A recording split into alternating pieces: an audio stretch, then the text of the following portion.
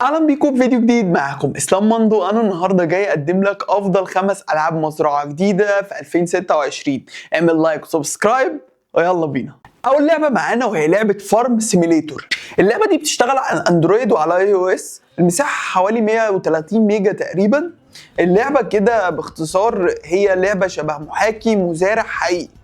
هتزرع ارضك وهتحصد القمح والذره وترعى المواشي، وكمان هتشتغل بالجرارات والالات الكبيره زي المزرعه الحقيقيه بالظبط. هي كبيره شويه بس ممتعه. لو بتحب اداره حياه الفلاحين فاللعبه دي مناسبه قوي ليك. تاني لعبه معانا وهي لعبه فارم داي. لعبه الفارم داي دي بتشتغل على الاندرويد بس. مساحه اللعبه من 70 ل 120 ميجا حسب نسخه اللعبه. اللعبه هنا ممتازه جدا لو عايز تلعب لعبه من غير نت وتبني مزرعتك من الصفر وتزرع المحاصيل وترعى الحيوانات وتبيع منتجات في السوق، وكل ده في عالم قرية جميلة وتقدر تلعب براحتك في أي وقت من غير ما النت يرخم عليك. تالت لعبة معانا وهي لعبة لاكي فايلد.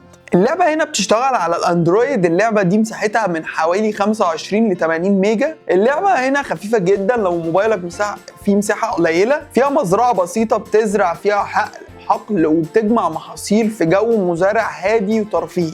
اللعبة مناسبة جدا لأنها خفيفة والريتم بتاعها سريع.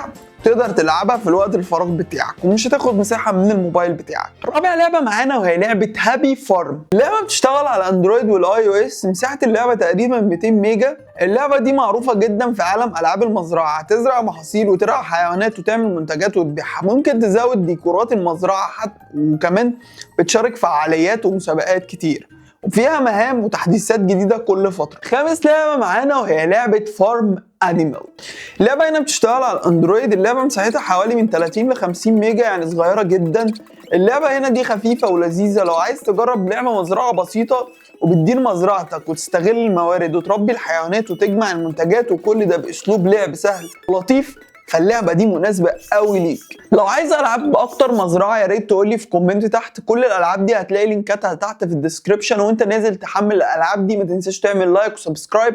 وبكده وصلنا لنهايه الفيديو. احب اختم الفيديو بتاعنا بكلمه لا اله الا الله.